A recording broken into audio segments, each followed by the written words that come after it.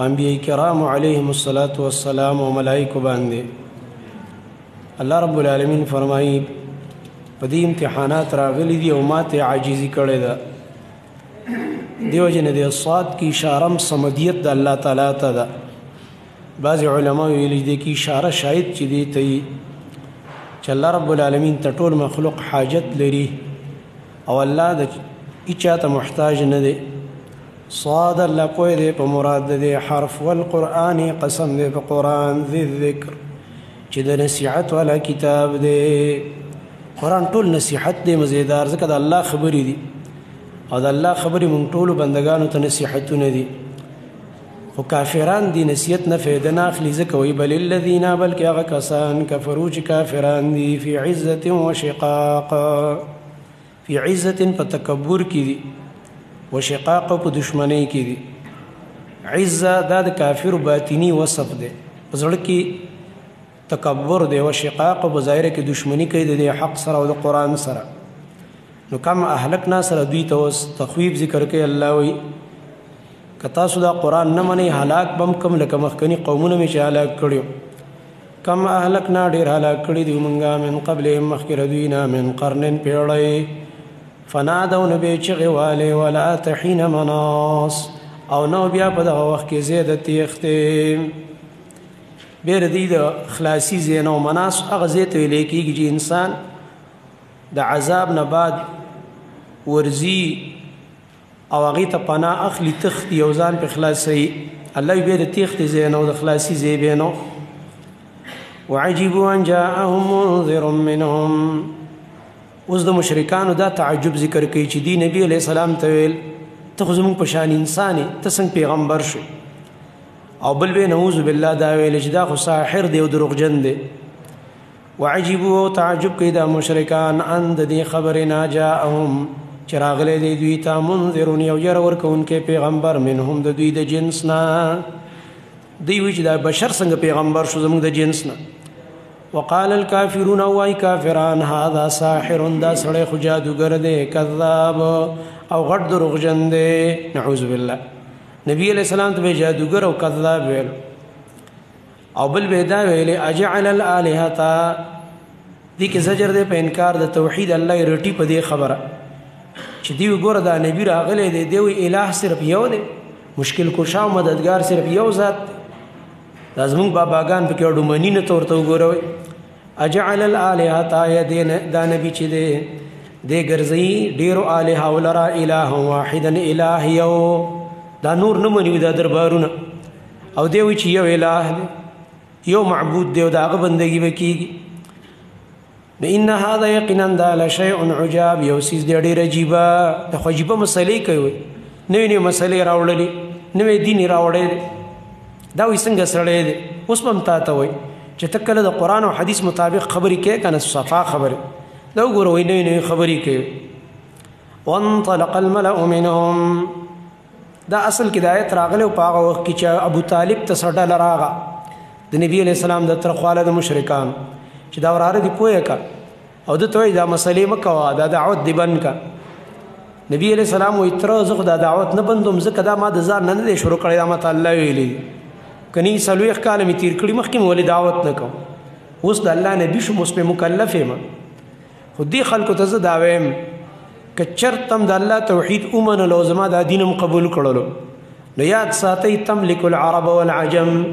الله به هم د عرب او د عجم بادشاهان کی عزتونه به الله درکي او کوم نه منلو الله به د دنیا او د آخرت ذلتونه دله درکي. نو دا ډله صادرې په اوږه کړلې او روانه شوله پته ورته ولګېږي یا پیغمبر زموږ خبره نه مني هغې ته د هغې تذکره الله کوي. وانطلق الملأ روانه شو هغه ډله منهم د دوی نه د مشرکانو ډله روانه شو چې کومه جرګې راوستې وه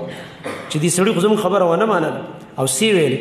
انیمشو زی زی هلکه زی پاسېږئ زی چې زوی او بیا یې څه ویلې واصبروا علی آلهتکم کلک شئ په خپلو معبودانو. هلکه ګوره خپل باباګان پرې نه دی ښه دا به لګي خپل دعوت به کوي خو ګوره چې تاسو ونه خویږئ ګوره خپلو کې یو بل ته ویل خپل الهه پرې نه دی. او بیا ویل ان هذا یقینا دا لشیء یو کار دی یراد چې قصد کېدی شي. د دې جملې دوه معنی دي. یو دا ده چې دوی نبی علیه السلام یادوي د ده دا سړی چې دا کم کار کوي دا داسې یو کار دی چې اراده کیدی شي تاسو نه چې تاسو د الله تاسو راولګېږي او دا د پلار نیکه دین پرېږدي او د خبرې ومنئ دی په دې قصد لګیا دی په دې اراده دا سړی راپاڅېدلی دی دویمه معنا دا ده چې دوی دا خپل کار یادوي چې دا دوی ویلي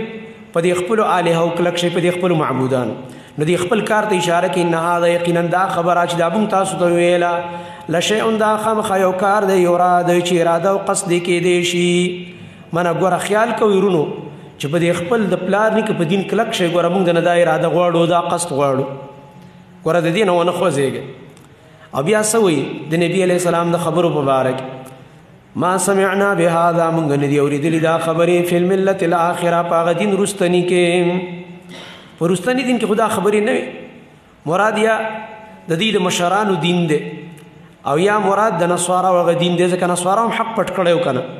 یاره دا وروستنی دین چې په دنیا کې کم چلیږي دا نصرانیت دوی خو دا خبرې نه کوي هغې سره خو آسماني کتاب دی که نه نبی ویل ان هذا ندی دا الا اختلاق مگر دا دی دروغ جوړ کړی شوي دا وایي دی نبي د ځان نه څه دروغ جوړ کړي دي نعوذ بالله انزل علیه الذکر یو بل اعتراض دوی کوي وایي ښه لکه زموږ په دې مکه کې دومره غټ غټ خلک شته دي لولي سرداران په هېچا وحي نه راتله هیله بله په در هغه وحي دا خبرې کوي تا ته به مو څه وایي ښه دا دومره مولیان او دا دومره ډېر خلک نه پوهېږي او ته پوهېږي دا تا ته میلی کېږي نو دوی دا ویلې انزل علیه الذکر آیا نازله کړی شو په ده باندې وحي من بیننا زموږ د منځ نه چې زموږ په منځ کې غټ غټ سرداران او خیاران او جرګماران موجود دي دا ویلا څنګه خبره ده الله فرمایي بل هم بلکې دوی چې دي فی شکن فشک دي من ذکری زما د دې وحینا بل لما یذوقوا عذاب بلکې لا تر اوسه پورې دوی زما عذاب سکلی نه دی ځکه دا مستې مستې خبرې کوي ام عندهم دې کې دوی ته جواب دی په بله طریقه الله وی دا زما خزانې د رحمت دي زما خوښه ده چې زه خپل نبوت چاله ورکوم دا خزانې د رحمت ما سره دي زما په خپله خوښه زه تقسیموم دې کې ستا څه کار دی ام عندهم آیا د دې مشرکانو سره خزائن رحمت ربک خزانې ستا د رحمت د رب شته دی یعنې نشته ورسره العزیز الوهاب چې زورور ذات دی بخشش کوونکی دی د الله خوښه ده وهاب هغه ذات چې هبې کوي زما خوښه ده چې دا رحمت چاته هبه کومه او دا نبوت چاله ورکومه دې کې د دوی څه کار دی ما دا خپل نبوت ورکو د نبوت دا لوی شان مې د خپل طرف نه ورکو محمد رسول الله صلی الله علیه وسلم دا ښایسته تاج مې ده ته ور په سر کړو د دوی پکې څه کار دی زما رحمت دی او خزانې د رحمت ما سره دي ام لهم ملک السماوات والارض دلته ورله اوس بل جواب ورکوي دې مشرکانو ته الله وایي د اسمانونو ځمکې بادشاهي ما سره ده دوی زما په بادشاهۍ کې څه کار دی چې ګوتې وایي ام لهم آیا د دې مشرکانو سره شته دی ملک السماوات بادشاهي د اسمانونو د ځمکې او د هغه چې په مابین د دې دواړو کې دي فلیرتقوا فی الاسباب نو ودېخیږي دا مشرکان په هغه لارو کې اسباب نه مراد لارې د اسمان دي څه معنا اسباب پوړو ته ویلې کېږي مطلب دا دی که دوی وایي چې دې نبي ته دې وحي نه راځي که نه نو ځان له دې اسمان ته لاره جوړه کړي ورا دي شي دا وحي دې بنده کړي بندولی شي نشي بندولی هسې ځان له زړه خوري جند ما هنالک مهزوم من الاحزاب دی به ویل موږ غټه ډله یو او دا صحابه به یادول دا لږ شان خلک دي الله وایي نه تاسو لږه ډله یې صبر کو پته به مو لګي ستاسو زور به داسې کم شي چې بیا به پته تاسو ته ولګي چې موږ ډله خو لږه موږ یو لکه کمزوري هسې تعداد به هم ډېرې او دې کې اشاره وکړله جنګ بدر ته چې ډېر زر به تاسو له په بدر کې شکست درکړلی شي ځکه دا مکه ده که نه او مشکلات وخت دی څو کاله بعد به نبي علیه السلام نږدې وخت کې هجرت کوي او بیا به 2 کاله بعد هلته جنګ جوړېږي د بدر هغې ته اشاره وکړه جندم ما دا لښکر د مشرکانو جندون دا لښکر دی ما کې اشاره قلت ته د لږ شان لښکر دی هنالکه په دغه ځای کې چې بدر دی محزوم شکست به ورله ورکړی شي من الاحزاب چې دا لښکر دی د هغه ډلو د دشمنانو من الاحزاب چې هغه ډلې دي د مشرکانو او ډلې د کافرو دي او د حق د دشمنانو ډلې من الاحزاب کې دا ده د جنس د هغه ډلو نه چې هغه د الله دشمنانې ډلې د هغه جنس نه دا هم یوه ډله ده د مشرکانو د مکې دوی له به ډېر زر شکست ورکړلی شي محزوم منه سیهزم زر دی دې ډلې له به شکست ورکول کېږي او بیا په بدر کې سخت شکست وخوړو مشرکان کذبت قبلهم اوس نمونې ذکر کوي چې داسې به غرق کم لکه دا قومونه تکذیب کړی دی نه مخکې قوم د نوح علیه السلام او عادیانو او فرعون ذو الاوتاد چې خاوند د میخونو ځکه باچایي مضبوطه وه نو ځکه وایي ذوالاوتاد تا به ویل میخونې والي دي. ذوالاوتاد کې بله وجه چا دا ویلې مفسرینو دته خاوند د میخونو ځکه وایي فرعون ته چې دې ظالم به چاله سزا ورکوله نو په لاس او خپو به یې میخونه وال ریمانډ به ورکوه ظالمو. وثمودو او تکذیب کړی سمودیانو قوم د لوط علیه السلام و اصحاب الایکا او هغه بڼوالاو چې هغه باغونه په علاقو کې ډېرو جنګۍ پکې وې. شعیب علیه السلام قوم ته اشاره دیم تکذیب کړه. اولئک الاحزاب دغه ډلې دي د دشمنانو. اولئک دغه چې کوم دي دا چې کومې ذکر شولې الاحزاب دا ډلې وي د حق د دشمنانو مختلفې ډلې د هر نبي مقابل کې دا ډلې وي. الله وی ان کل نو دا ټول الا کذب الرسل مگر دوی تکذیب کړو د رسولانو فحق عقاب نو یقیني پر هغه زما عذاب څنګه عذابونه پر هغه زه په قرآن کې تا واورید. وما ينظر هؤلاء وصلا دی موجوده وته وي مړه تاسو انتظار نه کوي خو دې چغې په انتظار یې کنه چې چغه در باندې راولم او تبام کما ځکه الله سره داسې ملایک دي چې په یو چغه باندې هغوی ثابت قومونه تباه کړي دي څوک ورته ټینګېدی نه شي. وما ينظروا انتظار نکي هؤلاء دا موجوده مشرکان الا صيحه واحده مگر دی وی چغې دا بیا داسې چغې ما لها من فواق نه به د هغې دپاره به یې ایسارېدل. فواق منه دونه به م ایساره نه شي. فواق دې ته وایي چې د عربو به وخه لشله د انسان چې وخه لشي که نه د بیا لږه شان دمه پکې وکړي بیا لشل شروع کړي د دوو لشلو په دې مابین کې چې دا په یو ځای لشي او د منځ کې لږه دمه کوي د دې دوو په منځ کې دا لږه شان وقفه چې 100 سکند دی الله وي دومره به مې دا ایثار نشي زما عذاب فورا به دې له عذاب ورکړی شي. وقالو بیا به دې دا چغې وایي وقالو دی وایي د الله د نبي نه لګی دی مطالبې کوي ربنا ای زمونږ ربه عجل لنا پتا دی راکه مونږ ته قطنا زمونږ برخه قبل یوم الحساب مخکې د ورځې د حساب نه یعنې که کوم عذاب وي الله دې راله اوس راکړي که نه په دې دنیا کې دا خبرې به یې کولې. الله خپل نبي ته وایي دی چې دا ګډې وډې وایي نو اصبر ته صبر کوه صبر کوه او زمونږ هغه بنده داود علیه السلام را یادوه ډېر تکړه بنده و مطلب دا هغه هم صبر کړی دی تم صبر کوه اصبر صبر کوه علی ما یقولون په هغه خبرو باندې چې وایي دا مشرکان واذکر عبدنا او رایات که زمونږ بنده داود علیه السلام ذل ایدی چې خاوندو د ډېر لوی همت انه اواب یقینا هغه الله ته ډېر ګرځېدونکی و. ای نبی مطلب دا دی داود علیه السلام عبادتونه ډېر کول کنه دوی به دا مخالفت کوي ته الله ته متوجه شه لکه داود علیه السلام په شان. اوس د داود علیه السلام معجزات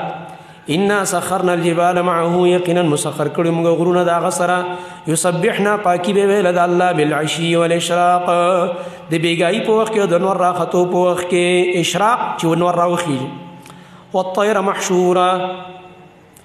او تابع کړي ورته موږ مارغان محشوره چې راجمع کړی شوي وو کل له اواب دا ټولو دته راګرځېدونکي یا د داود علیه السلام ته له ضمیر راجع دی دته به استرا غونډ شو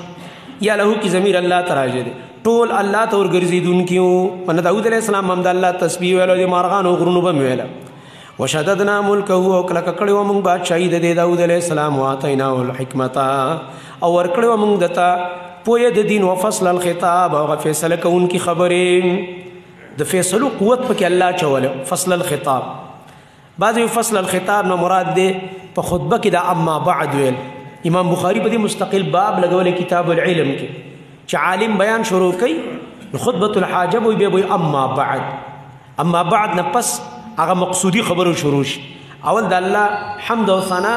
درود په نبی علیه السلام نبی اما بعد وي اصلي خبره دا کوم دا موضوع بیانوم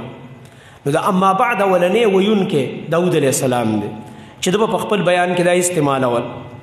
وهل اتاک نبأ الخصم اوس د یو واقعه دا ذکر کیږي چې دته څه خلک راغلي د فیصلو دپاره الله رب العالمین چونکې دی بادشاه هم ګرځولی دی پیغمبر هم دی نو فیصلې به یې کولې. بل دا د داسې کار وکړو چې یو ورځ به عبادت کوو او یو ورځ به چې دی بندګي د الله کوله نو په ځان پسې به دروازه بنده کړې وه چې هلکه په دې ورځ به فیصلو له نه راځئ نن فیصلې نشته نن زه عبادت کوم او بله ورځ به بیا دروازه کولاوه نو بس خلک به راتله فیصلې به یې کوئ. دا تقسیم د کړو او روجه کې هم دا وه یو ورځ به روجه وه یو ورځ به روجه نه وه بادشاهي هم کوه او یو ورځ روجه نیسه او یو ورځ مریضه څومره ګران کار دی. نبي علیه السلام فرمایي ټولو نه بهترینه روجه د داود ده د نه غټ روجه دار بل نشته او همیشه روجو نه منع کړی نبی علیہ السلام. که خامخا څوک ډېر شوقي او طاقت پکې د داود علیہ السلام په شان چل دی کوي بیا یو ورځ دی خوري یو ورځ دی نیسي نفلي روژې. وهل اتاک او یقینا راغلی دی تا ته یا وهل اتاک استفهام دی آیا راغلی تا ته نبأ الخصم خبر د هغه جګړهمارو کسانو چې جګړه یې ولانجې وه. اذ تصوروا المحراب په هغه وخت کې چې دوی راوختل په هغه دیوال د عبادت خانې د داود علیه السلام باندې په هغې راواوړېده ځکه په دې ورځ د عبادت ورځ وه. هلته کسانو جګړه د عبادت خانې په دیوال راواوړېده چې دروازه خو بنده ده داسې راواوړېده. په دې کې چې په در داخل شو د باندې ګبراهټ راغی. دا ګبراهټ طبیعي په انبیاو هم راځي. خامخا سړی ریږي چې دشمنان راپسې راغی که څنګه چل. نو الله فرمایي اذ دخلوا کله چې را داخل شو دا کسان علی داود په داود علیه السلام باندې ففزع منهم دې ګبراو شو د هغوی نه چې لکه دشمنان خو نه یې دا څنګه چل دی ولې په دیوال راوړېدی. قالو هغې ورته لا تخف مه یریږه خصمانې مونږ دوه جګړماران یو منه زمونږ د دواړو لانجه ده. خصمان دوه دعوېدار چې یو خپله دعوه کوي بل خپله دعوه کوي یو خپله خبره کوي بل خپله خبره کوي د دوو لانجه ده. بغا بعضنا زیاتې کړی بعضو زمونږ علی بعض په بعضو باندې فاحکم بیننا نو فیصله وکړه زمونږ منځ کې بالحق په حق سره ولا تشطط او د حد نه به تجاوز نه کې من صحیح په حق فیصله وکړه. وحدنا او موږ ته ښودنه وکړه الی سواء الصراط هغه لارې برابرې طرف ته. نو ان هذا دا پکې هغه مدعلی دی چا به دعوه کړې د هغه مدعي او قانون خدا د مدعي اول بیان کوي که نه مدعي به اول بیان وکړي بیا وروسته مدعلی بیان کوي. دا مدعلی دونه چالاکه دی چې اول خبره ده شروع کړه کني قانون دا دی چې اول به مدعي خپله دعوه پیش کړي. هلکه څه خبره ده تاسو کې مدعي څوک دی وایي به هلکه زه یم زما په ده دا دعوه ده او دنه دا غوښتنه کوم دا ځمکه چې ده دا زما ده یا دا پلانې چې دا زما دی د سره چې دی نو دا بل به بیا وروسته جوابي دعوه کوي ابه بیا وضاحت وکړي او مدعي نه به بیا ګواهان طلب کړی شي ګواهان نه دا بل په قسم وکړي چې کوم منکر دی چې هلکه دا د شی نه دی خبره اصل کې داسې ده حدیث کې دا راغلي او دې کې دا مدعلی چالاک او دې شروع شي یو ده او ویې ویلې ان هذا اخي یقینا دا زما ورور دی دا بل یادوي یا نسبي ورور دی یا قومي ورور دی دا مې ورور دی له 99 نعجه د ده سره یو کم سل ګړي دي ولي نعجه واحده او زما سره یوه ګډه ده. فقال دې ما ته ویکفلنیها دا یو ګډه دې مال راکا وایي دا وګورې یو کم سل ګړي ورسره دي او دی وایي ما ته وایي ما سره ایله یو ګډه ده او چې دا یو ما ته شابه راوسپاره د دې کفالت او په دغه دې مال راکا. وعزني فی الخطاب او دې زورور دی په ما باندې په خبرو کې دې چالاکۍ ته دې خیال دی زورور په خبرو کې څوک دی زورور په خپله چې ته مدعلی او بیان دې سټارټ کوو دا بل ډېر زورور دی هغه یادوي چې کوم لاغلی ناست دی وایي دی په خبرو کې په ما ډېر زورور دی په خبرو کې ډېر چالاکه دی او حال دا دی چې چالاکه خو دی دی چې بیان یې مخکې شروع کړلو. نو قال داود علیه السلام ګوره انبیا هم انسانان دي که نه نبی علیه السلام هم فرمایل وایي ګوره په تاسو کې به دوه کسان مال راشي معلومه شو پیغمبران علم الغیب نه دي په تاسو کې به دوه کسان مال لانجه راوړي دا یو کس چې دی د ده به حق نه خو ژبه به یې تیز وي الحن به د الله نبي الحن هغه کس ته وایي ژبه ډېر تیز وي چالاکي ډېره زیاته خو دی به د دې ژبې دا چالاکي دومره ډېره زما په مخ کې وکړي چې زه به دا خیال وکړم که دا حق د ده دی او حال چې حق به د دې بلي ځکه به دا به د ژبې نه به پسي او دا ډېر کرته کېږي یو سړی به د هغه به حق وي خو غریب خپله خبره صفا نشي کولی جرګه کې هم چې ناست دي غریب غلی غلی کېږي صفا خبره نشي کولی خبرې سم چلم نه ورځي غریب له او دا بل چې دا حق یې نه دا ډېر چالاکۍ پې زوروري نو ټوله جرګه ځان ته راواړئ د خلکو توجه ځان ته راواړئ. نو د الله نبي فرمایي که ما په ظاهره کې د ده د دې ژبې د چالاکۍ د وجې نه زه خو عالم الغیب نه او د ده په حق کې مې فیصله وکړه نو دی به دا نه وایي چې ما له پیغمبر حق راکړه بلکې د جهنم اور مې وله ورکړو د جهنم اور مې وله ورکړو ځکه چې حق یې نه خو په چالاکۍ واخیست نو دم دلته یو چالاکي وکړله. نو داود علیه السلام دې ته سوچ ونه کړلو چې دې مدعي خبره خو واورم نو یو دم شروع شو لقد ظلمک یقینا دا خو ډېر ظالم دی په تا باندې یو دم خبره شروع کړه دله متاثره شو د مدعلی د دې بیان یقینا دی خو په تا باندې ظلم کوي بسؤال نعجتک چې غواړي ستا هغه یوه ګډه الی نعاجه چې شریکوي د خپلو ګډو سره دا خو ډېر ظالم دی چې دا ستا نه یو ګډه هم غواړي او هغه د یو کمسل ګډو سره شریکوي. بیا ورته نصیحت وکړو چې ګوره دا شراکت مه کوئ که نه ډېر کسان چې شریکي که نه په یو بل باندې هغوی زیاتې کوي وان كثيرا من الخلطاء او یقینا ډیر د شریک والانو نه ليبغي بعضهم خامخازیته کی بعض ردی علی بعض په بعض باندې الا الذين امنوا مگر هغه کسان چې ایمان راوړل او عملوا الصالحات او عملونه کړی دي نیک مگر مؤمنان او نیک عمل چی اغي په یو بل زیته نه کوي په شریک والای کی خو الله فرمایي وقلیل ما هم او لګ دي د خلق الله دې ډیر لګ دي دیو جن اکثر په معاملاتو کې چې د شریک والای کاته شروع کړه په خفګان به بیلېږي شروع به په خوشحالي او بیلیدل به په لانجو په خفګان په یو بل الزامونه د داو کړه بل وای د پټ کړه بل وای د پټ کړه د لانجې به او دی وجنا قران دا بیان کړی دی چې اکثر شریک والان په یو بل زیته کوي د یو بل حق خوري بغي کوي په یو بل باندې مگر هغه چې ایمان پکې او نیک عمل پکې او دا تقوادار ډیر لګ دی وقلیل ما نو خدای چې سړی بس خپل روزګار کې لک کو وړو کې کو خپل کو چې ټینشن دی نه و چې ډوډۍ خوره کنه خیر دی سکه په دې باندې چې غوړې خوري او پردې خوري او د شریکوال چې کوم دی حق خوري لګي او سباله چې دی پردې حقونه دی بزان راړولي او یا لګي ته پاغه بد ګمانه او په تا بد ګمانه ولې دا کار کې په دې کې داوود علیه السلام دا خبره وکړه اوس ورته خیال راغی چې دا په ما امتحان راغی زر الله ته په سجده ور پرې وته امتحان دا راغی چې یو خبره مې اوریده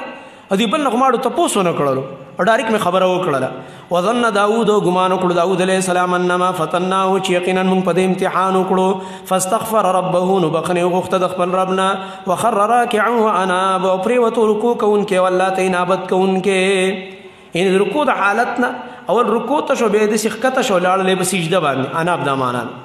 الله ته ورګرځید نو الله وی فغفرنا له ذلك مونږ ورته بخنه وکړه دلته باندې خلکو څه قصې لیکلې اقیسو د حاجت نشه ظاهر د قران ولا ډېر خسته دی بس یو دا چې د یو ورځ د عبادت لپاره خاص کړي الله ورته د دوه کسان دي لپاره راولېږل چې ګوره عبادت هم کوه خو د خلکو په سلیم ضروری دي ګوره په دیوال خلک راوړل بعض بګدا قصه کړي چې نه دا دوه سړي نو داسې په شکل د سړو کې راغله د دوه ملایکو او دا د الله را وستا اصل کې دا و چې د په فوج کې یو کسو او دا هغه یو خزه وړه خيسته و د داوود علیه السلام دی وخت یو کمسل خزه پیغمبر ته الله ډیر نکاح اجازه ورکړي نو د ورته ویل چې را د سکارو کدا خزه طلاق کوماله په نکاح را کو دا غي په دین کې دا جایز و چې سړی چاته ویل کدا خزه طلاق او بیا عدت نه بعد وسره ز نکاح وکم نو عدت الله دا دوه ملائک را وسته اسی د ځان نه دی یو مدایب المدالې جوړ او دی یو ملک ورته ویل د انسان په شکل کې ګوره زما یو ګړه دا د سره یو کم سلی او د چې زمانہ د یو ګړه غواړي څنګه چلې نو دوی دا کار نه کوي نو دته وي په خپل پته چې لکه زما خو یو کم سل خزي دی زه مرګري نه یو خزه غواړم دا خو زم خنو کوم نو پته ورته لګي چې لکه دا خو زه ته کوم زر الله ته سجده پریوات نو دا قصه هغه سره لګولې ده دي ته هیڅ سجدت نشته هیڅ ضرورت نشته دا اکثر اسرائیلی روایت دي اسرائیلی قصې دي مفسرین ډېر سری کلی تاسو ته بار بار هم دي تفاسیر کې هر څه شته دي خو پارس په ځبه نزي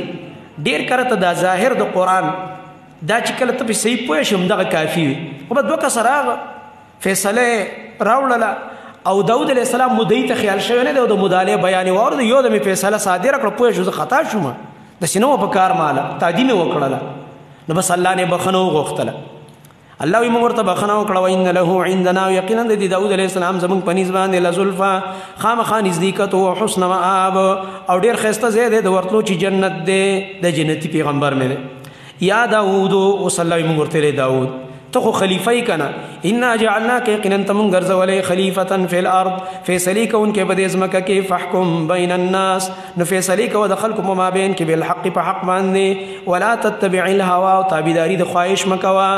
خلق الخواهشات بس بنزي ولي فيضلك بتاواري عن سبيل الله د الله دلارنا كخواهش پسيزي دا خواهش پرست دي الله رب العالمين دلارنا ان الذين يقيننا كسان يضلون چغوي اوري عن سبيل الله د الله دلارنا لهم د دې پر عذاب شديد عذاب سخت دي بما نسوا يوم الحساب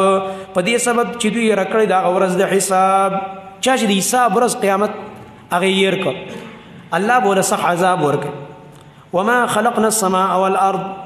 وصلى فرمایي دا اسمانونه او زمکه او د مینس کې دا نظام دا ما باطل نه پیدا کړی غواړه دین د الله توحید پیژنې او د الله بندگی وکړه او نه پیدا کړی موږ د اسمان او زمکه هغه چې په مابین د دوانو کې دی باطلن بے فائدې ذالک ظن الذين كفروا دا خو ګمان د کافرانو دی دا ګمان خو د کافرو دی چې هغه مړ بس تش خوراک اسکا کوه د اسمان بس اسی ولاړ دی د زمکه مسی وړېدل نور ته فایده نه لري چې څه دپاره الله دا کائنات پیدا کړي فویل للذین کفروا نو تبعید دپاره د کافرانو من النار د وجې د اور د جهنم نه الله وی د کافرانو ته به اور میلاویږي ام نجعل الذین آمنوا اوس الله فرمایي مؤمنان او دغه رنګه هغه کسان چې مشرکان دي دا یو شان نه دي چې هغوی په ځمکه کې فسادونه کوي او متقین او فجار یو شان نه دي خلک وایي که نه ټول خلک یو شان دي نه نه ام نجعل الذین آمنوا دا تقابل بار بار قرآن کې ذکر کېږي الله وی دا یو شان نه دي آیا مونږ ګرځوو هغه کسان آمنو چې ایمان یې راوړی دی او عملونه یې کړي دي نیک کالمفسدین په شان د هغه چا چې فساد کوونکي دي فی الارض په ځمکه کې الله وی آیا هغه کسان چې ایمان یې راوړی او نیک عمل یې کړی دی آیا دا به مونږ ګرځوو په شان د هغه چا چې فسادونه کوي په ځمکه کې دا یو شی دي نه نه دي یو شان ام نجعل المتقین آیا مونږ ګرځوو متقیان کالفجار په شان ته د نافرمانو یو طرف ته متقی انسان دی د الله نه یریږي ګناهونه نه کوي بل انسان دی په ګناهونو مکمل زړور ور روان دی آیا دا دواړه برابر نه دي برابر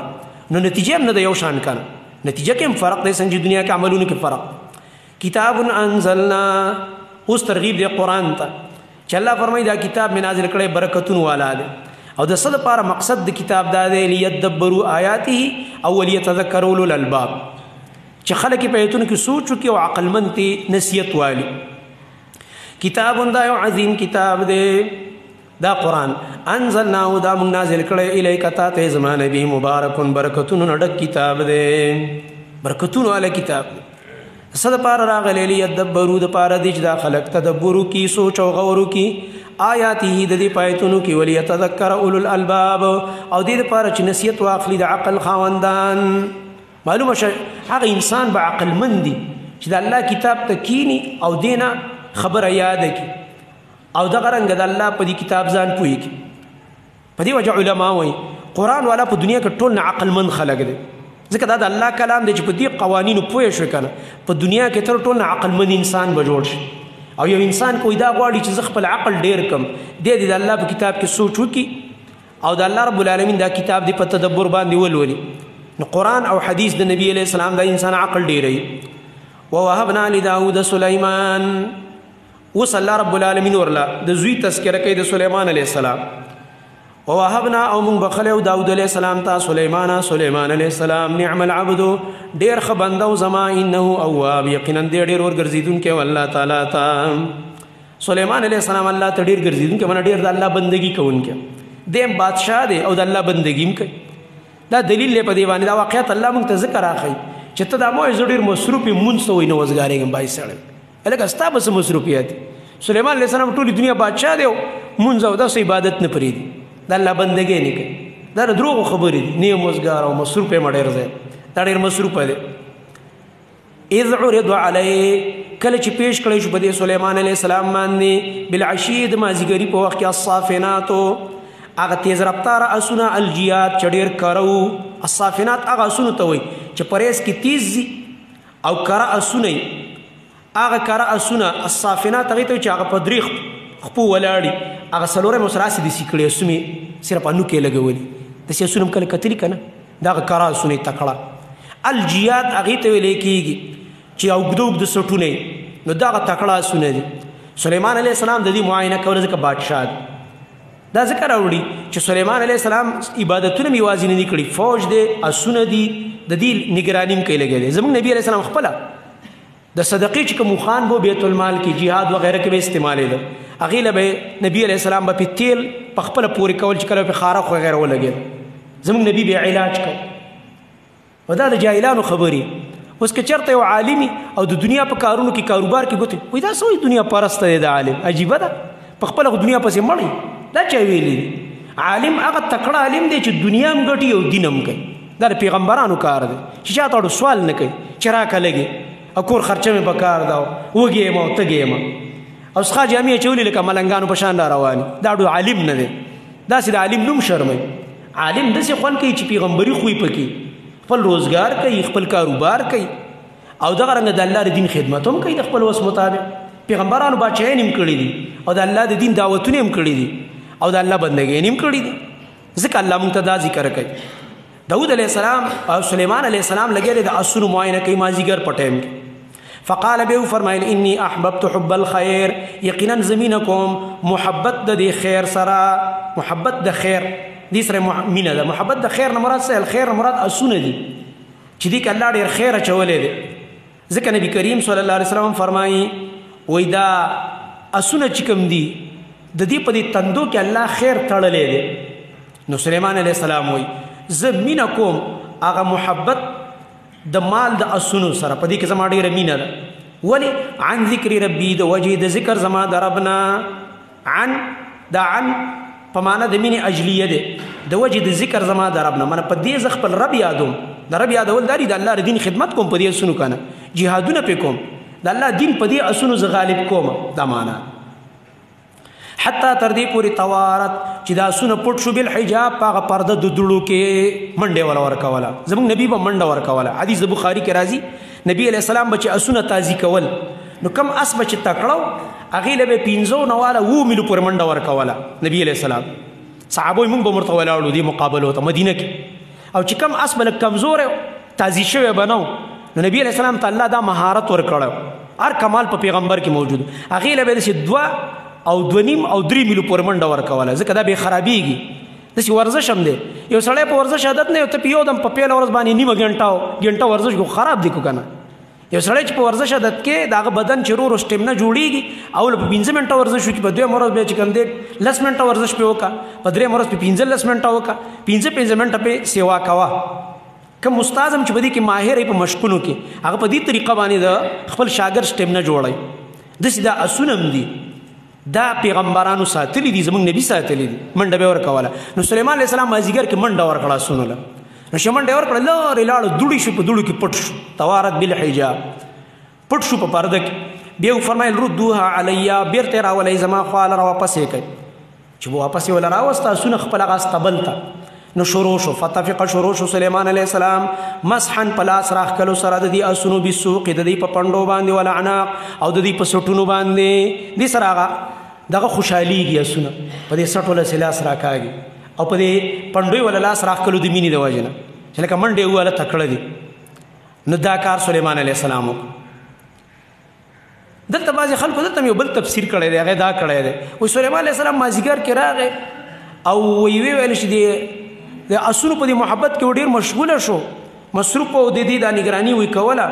نو د مازیګر موږ تیار شو حتی توارت بالحجاب معنا دا کوي وی به ویل چې اني احببت حب الخير ما د دې د اسونو سره دومره مینه وکړه چې عن ذکر ربي منزي غافل کړم د ذکر د خپل رب نه منځ رانه يرش حتی توارت بالحجاب معنا دا کوي تر دې پورې چې نور رانه پریوت په پرده کې نور رانه ډوب شو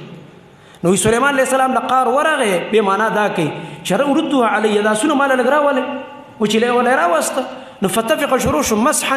پتوروالو سره بسوق د دې د پندای پتورواله ولا عناق سټونی مل پتورواله ټوله سونی مړ کړوي هدي د لاس غمانه مازیګر مونږ خراب شو دا تفسیر یو تکلفي تفسیر دی او د حقیقت خلاف تفسیر دی او د پیغمبرانو د شان خلاف تفسیر دی ځکه دا خو جهادي پیغمبر دی او بادشاہ دی او بادشاہ له اختیار چا ورکړي خلکو مالونه دی وجني دا بیت المال سونه دی دغه د اختیار شته چې په شروع کې په تور شروع شو خپې او سټونه ولوي نه دا اختیار نشته دله او بل د نبی علیہ السلام حدیث دی چې اضاعه المال نه من راغل نبی علیہ السلام مال بنه ضایع کړي نو سليمان علیہ السلام څنګه مال ضایع کړو مسلمانانو مال ضایع کوي لګي دي اصول له سټونه خپې وای نه هغه معنا د چې مختی مونږ وکړه توارت بالحجاب معنا دا نه چې نور پټ شو توارت بالحجاب معنا دا چې دا اسونه پټ شو په دړو کې حجاب نه مراد هغه دوړه ده دوړه نه پرده جوړه شو اسونه چې منډه دوړه جوړيږي نو لاړ لري لاړ ابل را واپس کوي چې را واپس یکړه نو فتفق شروع مسحا مسح په معنا د ضرب نه راځي په عربی کې مسح لاس راخ کلو ته وي دي مسح کول په سټونی مولا لاس راخ کو په پندوي مولا لاس راخ دغه صحیح معنا ولقد فتنا سليمان وصلى په سليمان عليه السلام امتحان ذکر کوي غټ پیغمبر دی بچي الله ور کړی دا وګوره امتحانونه پیراغلي ولقد فتنا يقينا امتحان راوسته ومنغا سليمان په سليمان عليه السلام باندې والقينا على كرسيه او منغا راوا چولو د په کرسي باندې جسدن یو بوټي یو جسوا چې ولدنا تمام ثم انا بيد الله تورو ګرځید دا کوم امتحان دی چې مفسرین دوه درې قوله کوي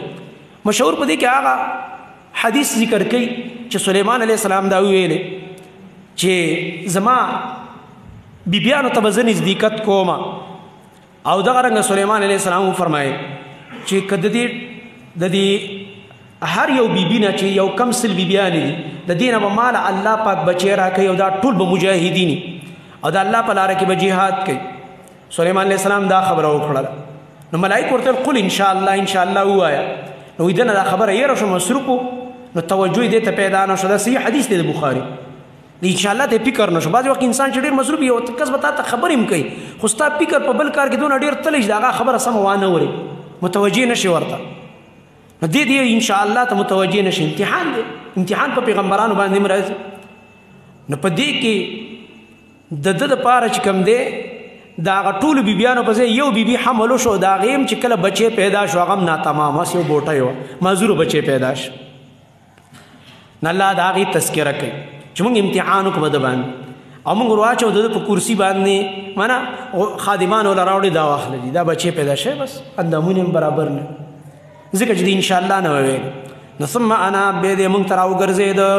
الله ته توجه وکړه. پیغمبران شکایتونه نه کوي د الله. قال وی فرمایل رب اغفر لي زما رب ما ته بخښنه وکړه وهب لي او وبخښه ما ته ملکا بادشاهي. په دغه حدیث هم بعضې خلک منکرین حدیث اعتراض کوي. مړه وایي دا کیدی شي چې یو کم سل ښځو ته څوک وایي نزدېکت وکړي یو کم سل ښځې. نو ته خو بې ځان مه قیاس کوه که نه یو خو تی او یو پیغمبراني پیغمبرانو کې الله د څلوېښتو جنتي ځوانانو عمره طاقت اچولی. او بل دا ده چې په دې حدیث کې خدا نه دي راغلی چې په همدې یو شپه کې به ټولو بیبیانو ته زه نزدېکت کوم. خو مطلب یې دا دی چې زه به دې بیبیانو ته نزدېکت کوم په مختلفو اوقاتو کې والله به ترې راله بچي راکړي مجاهدین به یې نیت ادا کړه. خو انشاءالله ته یېره شوه د دې خبرې په وخت کې بس امتحان پې راغی او بیا دعا وکړه یا الله ما له داسې بادشاهي راکړه لا ینبغي لاحد چې نه ښایږي دې چا سره من بعدي زما نه وروستو داسې بادشاهي دې نه غواړم چې زما نه وروستو هېڅ چا سره نه ښایېږي. داسې دعا یې کړې ده د الله نه غټه نه غټه دعا کولی شي. ده دا دعا کړې انک انت الوهاب یقینا ته یې بخشش کوونکی. نبي علیه السلام فرمایي د شپې په قیام ولاړم او شیطان راغی په ما باندې دا مونځ ګډوډ کولو وایي د مرۍ نه مې ونیولو. نبي علیه السلام فرمایي وایي دومره زور مې ورکړو چې د مرۍ دا یخوالی زما په دې ګوتو کې محسوس شو. وایي بیا مې وویلې چې د مسجد نبوي د ستنه پورې تړم چې سارلی دا صحابه ویني تاسو به یې وینئ. خو د خپل رور سلیمان دعا رایاده شوه ځکه هغه پې بادشاهي کړو په دې جناتو چې هغه ویلو یا الله ما له داسې بادشاهي راکړه چې بل چا سره به یې نه ښایېږي. نو دغه دعا رایاده شوه نو پرې مې ښوده چې بیا به سلیمان علیه السلام ګیله کوي چې ګوره تا هم جنات رانیول او په ستنو پورې تړل زما په شان. نو نبي علیه السلام فرمایي ځکه مې بیا پرېښود. فسخرنا له الریح. اوس ورله الله بله معجزه ذکر کوي چې هوا ورله الله تابع کړی و. فسخرنا نو تابع کړه موږ له د ده لپاره ریح سیلۍ تجري چې روانه به وه بامري د ده په حکم باندې رخاء نرمه. مخکې ویلو چې تیزه به وه عاصفا دته وي رخاء. په قرآن کې ظاهر کې تعارض ښکاري نه تیزه به وه خو داسې تیزه نه چې سړی تنګ کي هغه محسوس کېدله به نرمه او تخ به تلو تیز. دې ته متضاد صفات معجزه یې داسې که نه لکه د موسی علیه السلام چې کوم اجدها وه د امسانه به جوړېدله نو جوړېده به تې اجدها قرآن کې ورته الله ثعبان مبین هم وایي او بل ځای کې ورته جان وایي نری مار چمچمار. نه هلته سړی حیران شي چې یو ځای کې غټ مار بل ځای کې نری نه مزل یې د نري مار په شان او بدن یې د غټ مار په شان متضاد صفتونه پکې راجم وو. معجزه هم دې ته وایي که نه دا معجزه وه چې دا به روانو دا تخت تیز هوا به نرمه محسوس کېدله چې د سلیمان علیه السلام به پې ناست پریشانه کېده به نه چې دا سیلۍ تنګ کړي. دا مطلب دی. نو الله فرمایي چلېده به دا سیلۍ دا به روانه وه د الله په امر باندې رخاء نرمه حیث اصاب کوم ځای چې دا سلیمان علیه السلام تلو رسېده به بس هغه طرف ته به یې بوتلو تخ به پې په هوا روانو. والشیاطین منه مونږ ورله دلته والشیاطین منه وسخرنا له الشیاطین دا معنا او تابع کړي مونږ د دپاره شیطانان کل بناء وغواص هر قسم آبادي کوونکي غوپې وهونکي وو. سورې سبا کې ورته جنات ویلو دلته ورته شیاطین ویل. معلومه شیطانان جنات یو شی دی جنس خو یو دی که نه. سورې کاف کې تاسو ویلو ابلیس چې کوم دی کان من الجن دا د جناتو د هغه جنس نه دی یو شی دی دا. خو دومره ده چې دا شیاطین پکې ټول کافر دي او دې جناتو کې مسلمانان کافر دواړه شته دي. لکه څنګه چې په انسانانو کې یاجوج ماجوج خالص کافر او دی باقي کې کافر مسلمانان دواړه شته دي. داسې نو چا به آبادیانې کولې کله بنا غواص هغه جناتو چې هغوی به دریابونو ته لېږل غوپې به یې والې او دله به ملغلرې راایستلې هغه به دا بادو کې لګولې وآخرین او نور جنات نور شیاطین مقرنین چې تړلی شي فی الاصفاد په زنځیرونو کې دا هغه چې ورانکار خبره به یې نه منله بیګاني درس کې تاسو ویلې چې ده به په کوړه باندې موال نو په زنځیرونو به یې تړل بیا ده ویلې هذا الله فرمایي هذا عطاؤنا دا زموږ عطا ده الله فرمایي دا زموږ بخشش او عطا ده چې موږ دې سلیمان علیه السلام ته دا بادشاهي ورکړې وه دې کې دفع د وهم ده او رد دی په یهودیان وایي سلیمان علیه السلام چې بادشاهي کړی و د سره یو ګوتمه وه د جادو په هغې باندې کړې وه او لاړ شه قیصه خانې کې دا کتابونه راواخله د قصص النبیین په نوم چې میلاویږي دا دروغ بوجئ په دې کې هم دقه خبرې لیکلي چې سلیمان علیه السلام سره یو ګوتمه وه او هغه د جادو ګوتمه وه په هغې به یې دا بادشاهي کوله او دا به یې کوله دا د کفر عقیدې دي او دا خبر یهودیانو په سلیمان علیه السلام پسې جوړ کړي الله فرمایي نه جادو مادو نه جادو خو کفر دی هذا عطاؤنا دا زما عطا وه ما ورله دا بادشاهي عطیه کړې وه دا زما عطا وه او بیا مې ورته ویلي فمنن پس احسان وکړ دي جناتو سره او امسک یا د ځان سره ټینګ وساته بغیر حساب بی حسابه منظر سره اړو حساب په دې کې نه کوم خوښه دي ده که احسانا یې پرېږدي بغیر د سزا نه زه یې لکه بس پرې مې ښودی او که د ځان سره همداسې په دې زنځیرونو کې ټینګ ساتې هم ستا خوښه ده الله رب العالمین پې دا پابندي نه وایي وان له یقینا د سلیمان علیه السلام عندنا زموږ په نسبانې لزلفا خامخا نزدېکتو وحسن مآب او ښایسته ځای او د ورتللو د الله په نسبان دی الله موږ ته نږدې او د راتللو ځای هم ښایسته دی چې جنت دی وحسن مآب دې نه مراد جنت واذکر عبدنا ایوب درې مواقع ایوب علیه السلام هغه نبی چې هغه ډېر سرمایهداره اولاد یې ډېرو مال هم الله ډېر ورکړه د ده تذکره الله رب العالمین کې امتحان پې راغلی په بدن کې بیماري پې راغلی 18 کاله بیمار دی الله ته متوجه دی الله رب العالمین تی بیماری لرې کړه او الله فرمایي ما ورله هغه اولاد هر څه بیرته ورکړه واذکر عبدنا اور آیات کا زمونږ بنده ایوب علیه السلام اذ نادا ربه کله چې آواز وکړو خپل رب ته انی مسنی الشیطان چې یقینا را رسولی ما ته شیطان بنصب وعذاب هغه مرض او تکلیف بنصب مرض راته را رسېدلی بدن تکلیف مې دی او عذاب نه مراد هغه د بدن دردونه دي چې الله بدن کې مې دردونه دي او شیطان ته نسبت ولې کوي شیطان ته نسبت ځکه کوي چې شیطان د مؤمن په تکلیف خوشحالیږي چې دا وګوره د شیطان د خوشحالۍ سبب د زما د بیماري یا الله او ما ته چې کوم دی دا تکلیف را رسېدلی دی الله یعنې دا تکلیف را نښه کا چې شیطان نه خوشحالیږي زما په دې تکلیف باندې نو الله رب العالمین او بعضې وایي شیطان چې کومو امتحان په ده ناشنا دا راغی چې شیطان په الله مسلط که د اولاد یې وژلي بچي وله وژلي او دغه رنګه مالونه یې وله خراب کړي نو بیمار مو او دغه تکلیف مو ته ورسېد امتحان ځکه یې ویلې چې شیطان ما ته تکلیف را ورسول نو الله ورته فرمایي ارکض برجلک منه قلنا مونږ ورته ویل ارکض برجلک ووهه دا ځمکه په دې خپله خپه باندې نو چې ځمکې په دې خپه باندې وواله معجزه شوله د نبي لپاره معجزه لکه موسی علیه السلام چې ګټه یې وواله په امسا باندې څه ترې ووته چینې ترې وتې 12 دم چې څنګه دا خپه په دې ځمکه باندې راښکله الله ته دا ځمکه ووهه دې نه چینه راووتله دا چینه الله د لپاره شفا وګرځوله څنګه چې سلیمان علیه السلام ته زمزم راایست نو ایوب علیه السلام ته الله چینه راویست نو الله ورته وفرمیل هذا مغتسل دا ځای دی د لامبلو باردون یخ ځای دی و شراب اوبه دي د څکلو مانه دا اوبه ومسکه بدن به دې روغ شي او پې وملامبه نو دوی چې پې غسل وکړو او هغه اوبه یې ومسکلې الله رب العالمین همغه اوبه د ده لپاره شفا وګرځوله ووهبنا له اهله او موږ وبخلو ده ته د اهل بعضې وایي چې همغه اهل چې کوم وفات شوی او ورته الله بېرته را ژوندي کړه او بعضې وایي دې معنا دا ده ووهبنا له اهله بیا ورله الله نور ورکړه نور بچي وله ورکړه ومثلهم معهم او د دوی عمره وله نور ورکړه یعنې د مخکني په ډبل اولاد الله ورکړه زیات برکت ورته ډېر میلاو شو ولې ځکه صبر یې کړی رحمتا منا د وجه د رحمت زموږ د طرف نه و ذکر او دا یو نصیحت دی لاولي الالباب دپاره د خاوندانو د عقل والا دي د دې واقع نه نصیحت واخلي چې امتحان در باندې راغی الله ته صبر کوه د ایوب علیه السلام په شان الله رب العالمین وروسته ښایسته نتیجه درکوي وخذ بيدك ضغثا فاضرب به ولا تحنث دا بل امتحان په ده دی ډېر بیمار و نو کور والی ډېره خفه وه چې زما خاوند به څنګه روغ شي ډېر تکلیف دی هغه ورله خدمت ته کلکه ولاړه وه وفاداره بیبي وه نو داسې کار وشي امتحان پرې راغو. ابلیس وایي په لاره کې ناست دی ځان یې حکیم جوړ کړی او نسخې خرڅولې خلکو ته یې ویلې چې دا د پلانۍ بیمارۍ نسخې ما سره پلانۍ بیمارۍ دې ته خو پته نه وه. نو دا وله ورغه د ایوب علیه السلام دا بیبي وایي ورته یې ویلې او دا روایت امام احمد رحمت الله علیه په مسند کې راوړی دی چې دا په د امتحان راغی د دې په دې بیبي باندې. دا وله ورغه دا غریبه خو د خپل خاوند په دغه کې وکړه چې هغه ته شفا میلاوه شي. چېرې مال هم داسې یو دغه راکړه دوایي زما خاوند دی ډېر بیمار دی تکلیف یې دی بدن یې چې کوم دی روغ نه دی. نو هغه ورته ټیک ده په دې شرط به دله نسخه در کوم چې کله شفا ورته میلاوه شي نو ته به داسې وې چې دا شفا ورله ما ورکړې زما طرف ته به نسبت کې ما به یادې چې پلانې حکیم چې و هغې زما خاوند روغ کړلو دا ټکی. هغه ویل صحیح ده نو داسې به ووایم خو چې خاوند مې روغ شي. نو چې کور ته راغه دا خبرې چې وکړله ایوب علیه السلام غوسه شو چې د الله بندې ته اوسه پورې توحید ونه پېژنده خو شیطان و د انسان شکل کې راغلی عقیده دله خرابوله.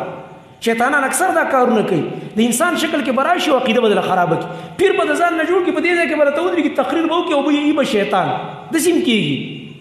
په جومات کې به په منبر کښېني او به زه د پلاني کلي نه راغلی یم ته څه پېژنې چې کوم کلي نه راغلی دی او پټکۍ به یې والی او تقریر به درته وکړي ای به شیطان غلط عقیده به درته پېښ کړي. دا کارونه کوي کله کله. نو دې هم دغه شانته دوکه کړله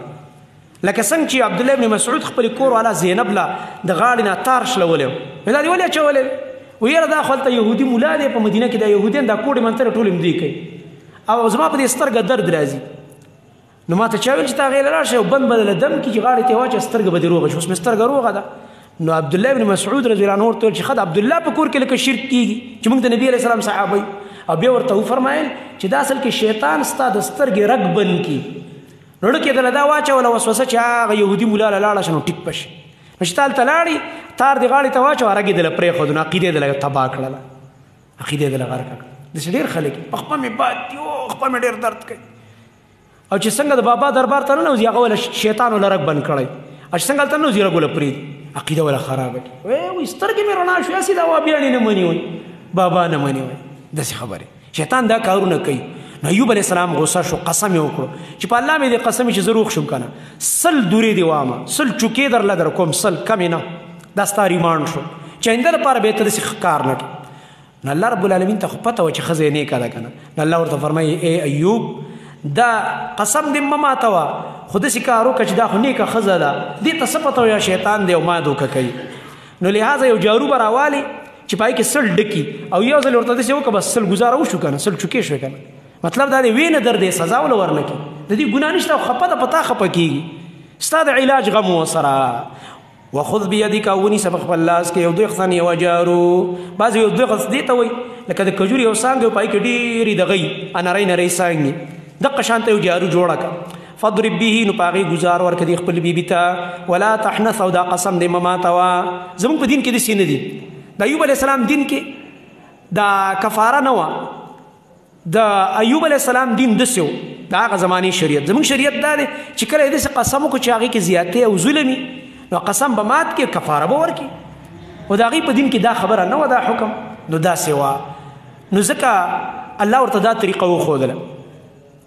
انا وجدناه یقینا مندل موږ د ایوب علیه السلام صابرا ډېر صبرناک نعم العبد زما ډېر ښه بنده و انه اواب یقینا دی ډېر ورګرځېدونکی و الله تعالی ته. واذکر عبادنا اوس نور پیغمبران ذکر کوي 3 نور انبیا او په هغې ابتلاءات اجمالا ذکر کوي.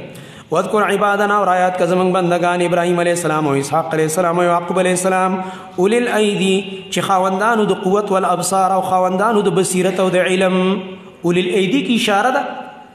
چې دی عملونو کې تکړه طاقت د عبادات هم پکې ډېر والابصار کې دې ته اشاره ده چې علم هم ډېر. نو الله ولا علم او عبادت دواړه صفتونه ورکړي. انا اخلصناهم یقینا موږ دوی خالص کړي بخالصتن موږ دوی خالص کړي بخالصتن په یو صفت خالصه سره. خالص صفت یې سو ذکر الدار چې یادول دي د کور د جنت دی بار وخت جنت خبرې ډېرې کول. ذکر الدار دا بدل دی د خالصتن.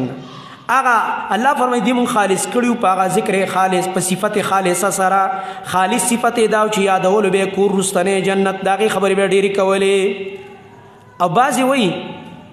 چې دوی ته به چا وکتل نو جنت به ور یادېده. لکه دا بعضې انسان دومره دیندار چې ته ورته داسې وګوري تا ته دین رایاد شي تا ته ذکر رایاد شي کله د یو انسان د ډېر تقوا د وجې نه. وانهم یقینا دا پیغمبران عندنا زمون پنځ باندې لمن المصطفین الاخيار خامخا دا غس صفا کړی شو بندگانو غوړه کړی شو نو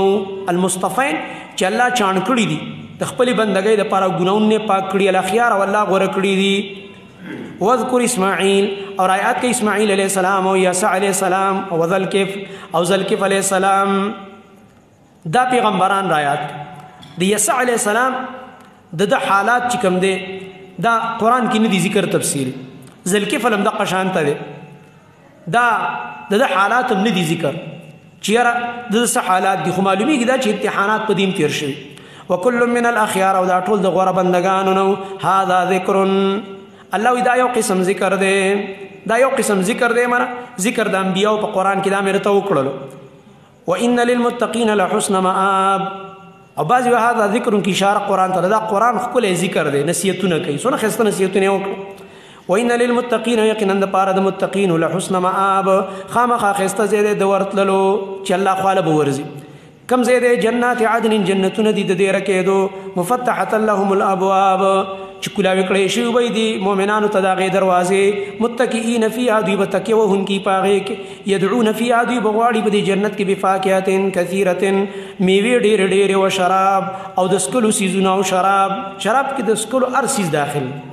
جوسونه او شربتونه او هر قسم سیز بغواړي وعندهم او د دې جنتیانو سره قاصرات الطرف هغه بیبیانې وي چې بندون کې وي د خپل نظرونو خپل خاوندانو باندې قاصرات الطرف هغه بیبیانې چې بندون کې خپل نظر لر صرف په خاون باندې من خپل خاون ته توجه ده سترګې خاون باندې بند او اطراب او غبد دی امزولی حدیث کې راځي چې نبی علیہ السلام فرمایي چې ټول جنتیان دا به 3 کالو په عمر کې او دا بیبیانې به مزوانانی همیشه د پیغلې وي او دغه رنګ دی به مزوانانی پیغلې بدای چې کدی ورته نزدېکت وم کی دا غي د بکارت د ماتیدو نه بعد به بیرته باکره شي هر ځل چې نزدیکي دا باکره دا ناشنا نعمت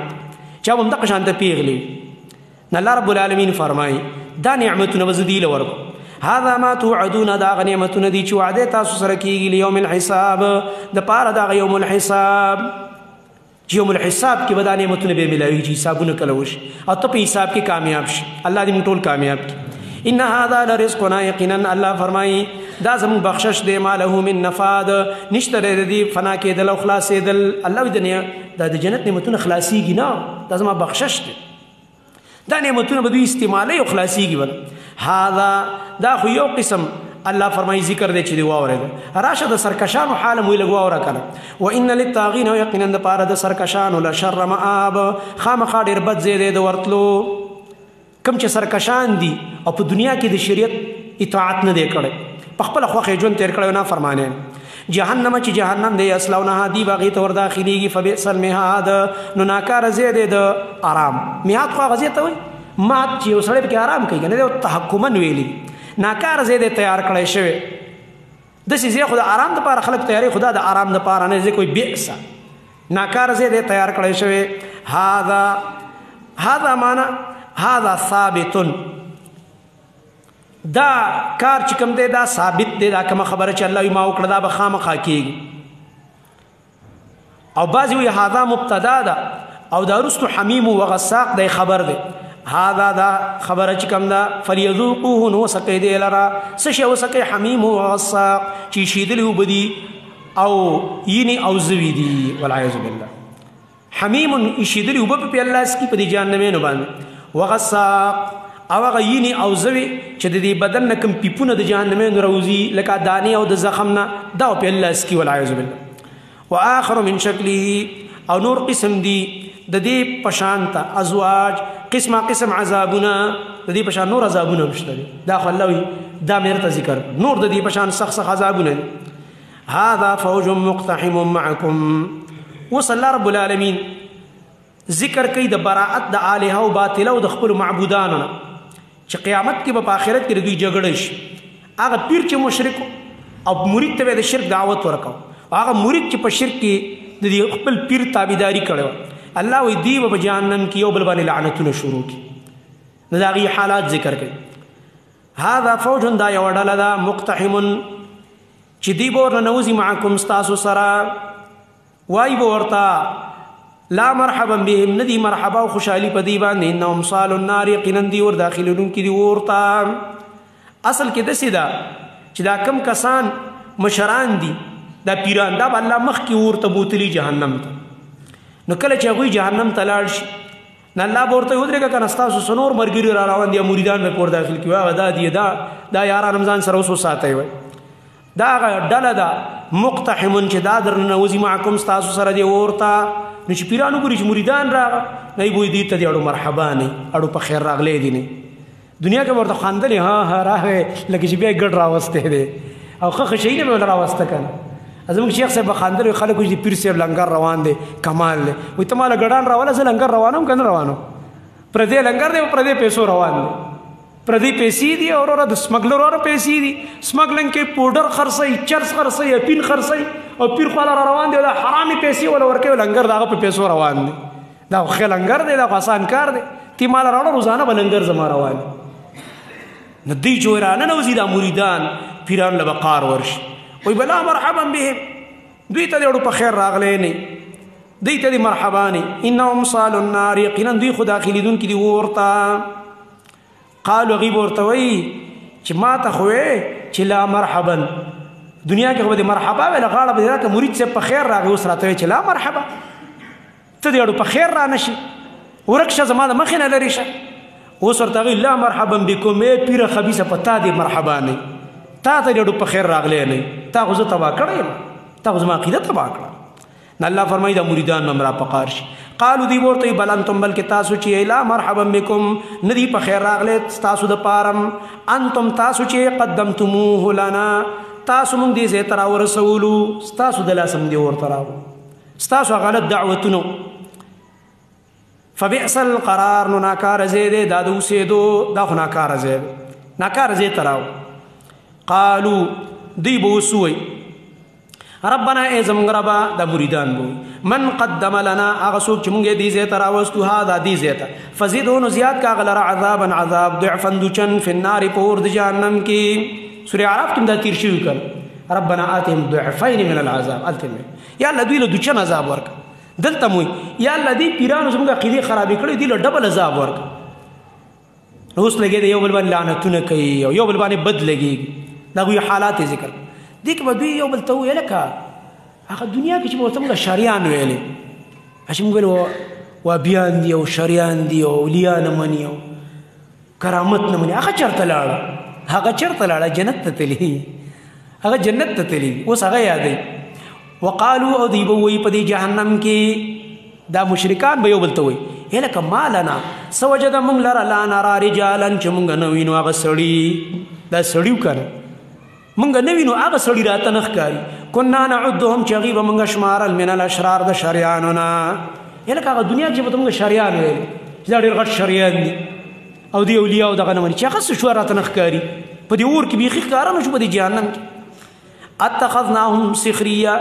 آیا مونږ هغوی لره نیولي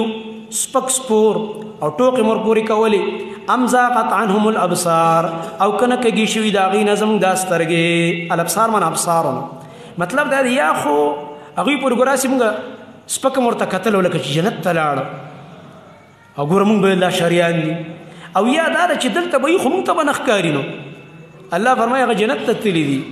ان ذلک یقینا دا لحق خامخا یقیني خبره ده تخاصم اهل النار دا هغه جګړې دي د جهنمیانو الله جهنم به دغه په جګړو خپل منځ کې. قل ورته ووایه ای زما نبي انما انا یقینا زه منذر یره درکوونکی یم او په دې مسله ځان پوه کوي چې وما من اله ما راته ویل که نه قرآن به تا ته موضوعات بیانوي بېرته به د اله مسلې له راولي ټوله خبره توحید نه تاویږي. دې وجه نه په ابتدا کې مې درته ویلي چې علما په دې کې مختلف دي چې قرآن موضوع څه ده. څوک قرآن موضوع انسان دی عبید الله سندي صاحب یو انقلابي ملا تېر شوی دی هغوی د قرآن موضوع انقلاب دی. بعض علماء قرآن موضوع جهاد دی باندې دغه موضوع حاوي ده ډېره. امام ابن تیمیه صاحب وایي صحیح خبره دا ده د قرآن موضوع توحید دی دا جهاد او دا انقلاب او دا هجرت او دا ټولې خبرې د دې توحید دپاره توحید دپاره دا هر څه کې چې د یو الله عبادت وکړئ ګوره شرک مه کوئ ځکه وما من اله نو نشته حقدار د بندګۍ الا الله مگر یو الله دی الواحد القهار چې یو ذات دی زورور دی رب دی د اسمانونو د ځمکې او د هغه چې په مابین د دې دواړو کې دی العزیز الغفار بخښنه کوونکی او العزیز زورور دی بخښنه کوونکی دی العزیز دی غالب دی الغفار بخښنه کوونکی دی قل ورته ووایه ای نبي اوس الله رب العالمین دلته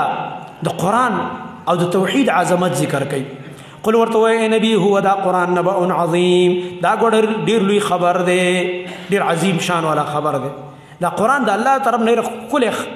خبر دی چې موږ ته راغلی دی خو انتم عنه تاسو د دې نه معرضون مخ ګرځونکي یئ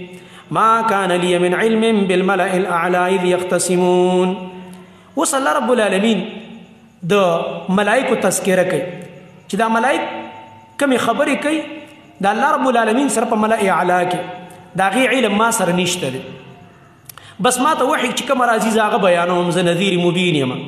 ځکه چې دې مشرکانو د نبي علیه السلام نه به تپوسونه کول چې موږ ته د ملائکو حالات بیان کو بره څه کېږي ولته څه کېږي او پلاني ځای کې څه کېږي ویل دا علم الله سره دی الله رب العالمین په هر څه باندې عالم دی بعضې وایي چې دلته مراد هغه د آدم علیه السلام د پیدایش هغه خبرو چې الله ملائکو ته ورکو او ورته ویل چې زه آدم پیدا کوم نو ملائکو الله ته چې سورې بقره کې چې تېر شوی یا الله ته هغه مخلوق پیدا کړي چې فسادونه به کوي نو د هغه اختصام او بحث دی د ملائکو د الله منځ کې نو ورته ووایه چې د دې په باره کې ما سره علم نه و د ملأ اعلی د دې خبرو خو وحي راته وشوه نو په وحي باندې راته دا پته ولګېده چې او الله چې کله آدم علیه السلام پیدا کوو نو د الله او د ملائکو منځ کې دا خبرې شوې قل ورته ووایه هو نبأ عظیم دا خبر دی ډېر لوی تاسو له دې نه مخ ګرځونکی دی قرآن نه ما کان لیا نه و زما سره من علم کوم علم بالملأ الاعلی دا هغه اوچت مجلس چې هغه اوچت ملائک دي اذ یختصمون کله چې هغوی خبرې کولې د الله تعالی سره په باره د آدم کې ای یوحا الیا اوس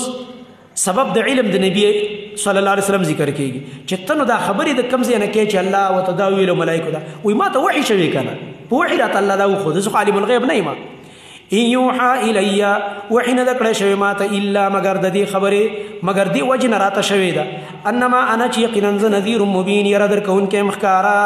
چونکې زه پیغمبر یم ځکه راته الله دې خبرو وحي کړې ده او په وحي مې درته دا خبره ښودلې ده قل ان يوحى الي الا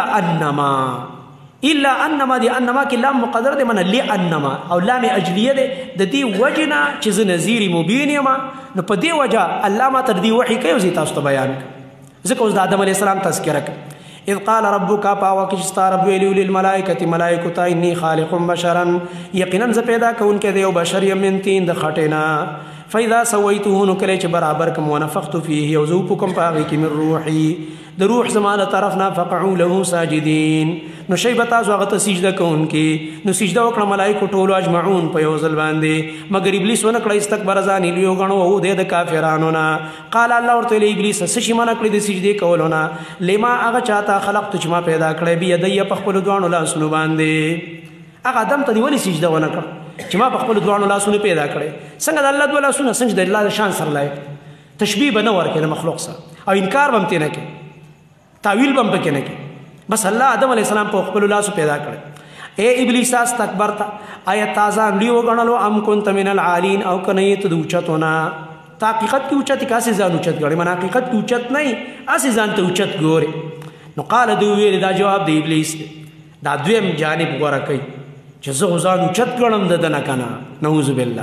انا زه چې یم خیر منه زه د ده نه غوره یم خلقتني تازه پیدا کړی من نارین د اور نه وخلقته د آدم علیه السلام نه پیدا کړی من طین د خټې نه قال الله ورته وفرمایل ښه لکه ته زما د حکم مقابل کې اوس خپله رایه خپل عقل پیش کړي معلومه شو څوک چې د نس مقابل کې رایه پیش کړي دا ګمراه دی او اول قیاس چې د نس په مقابل کې کړی دی ابلیس کړی مفسرینو چې نس راغی د الله حکم دی لګي د خپل رائے پیش کړي نه چې کله نس راغی د الله رسول خبره به خپل قیاسونه پرې دي خپل رائے به نه پیش کړي نو ځکه ورته الله غوسه شو قال الله ورته فرمایل فخرج پسوز منها د دې جنتنا فإنك رجيم پس یقینا ترټل شوی وان عليك لعنتي یقینا پتا باندې زما لعنت دی الى يوم الدين تر ورځ د بدلې پورې قیامت پورې پتا لعنتونه کی قال دی ویل رب زما رب فانذرني پس مال مهلت راک الى يوم يبعثون هغه ورځ پورې چې دوباره به خلق را پورته کیږي قال الله ورته فرمایل پس یقینا ته د مهلت درکړې شونه تر ورځ دا وخت معلوم پورې نو قال دی ابلیس ویل فبعزتك پس قسم می دي ستا په عزت باندې له غوینهم اجمعين خامخا به دا خلق گمراه کوم ټول ګوره د ظالم د اراده اصل کې ټول کړی چا ټول به گمراه کوم د آدم اولاد الا عبادك منهم المخلصين مگر ستا غ بندگان د دوی نه چې بچ ساتلی شوي دي کم چې رانه ته بچ کې ستا په فضل بچ بشي کني ټول به گمراه کوم قال الله ورته فرمایل فالحق منا الله رب العالمین فرمایل دا ته چې کوم خبره کې دام سید هذا الحق دا سید چې ډېر خلک گمراه کی خو اور الحق اقول او حق زم یو حق خبره کوم هغه دا ته خو ډېر خلک گمراه کی خو زه درته معلوم دی چې ته به چرته ځې وغوي لعملأن خامخا به زړه کوم جهنم من کستان او ممن او دا هغه چا نه تبعک چې ستا تابعداري کې منهم د دوی نه اجمعین ټولو نه په یو ځل زه مې درته تیار کړی ټول به ورته غورځوم او الله په قسم سره ویل لعملأن لام د تاکید اخره کې نون ثقيله د کې معنا د قسمی الله وي زما د قسمی چې جهنم د نډک چې څوک ستا تابعداري وکړي قلت ورته وای ای زما نبی اخره کې صورت ختمي نو نبی کریم صلی الله علیه وسلم داغه صدق او داغه اخلاص ذکر کیږي قل وای ای زما نبی دی خلکو ته ما اسالکم زنه غواړم تاسو نه علیه په بیان د دې دین باندې من اجر کم مزدوری او عوض وما انا وزنی من المتکلفین د دروغ جوړونکو نه تکلف دی ته چې ځان نه په تکلف خبري جوړه من زه وحی بیانوم تکلفات نه کوم چې د ځان نه خبري جوړو ان هو نه دا قران الا ذکر للعالمین مگر دا نصیحت دی د پاره د ټولو عالمونو مراد جنات او انسانان دي ولا تعلمون اخر کې زجر ولا تعلمون نظر دی تاسو ته پته ولګي نبأه په خبره د دې قران باندې بعد حين پس د زمانه نه ان سو وخت پس پر ته پته ولګي چې قران څومره قیمتي او څومره خپل نصیحت خو موږ ونه مانلو ارمان به وکي خو وخت بدل تیری بس سبحانك الله أشهد أن لا إله إلا أنت أستغفرك لا إله إلا أنت سبحانك إني كنت من الظالمين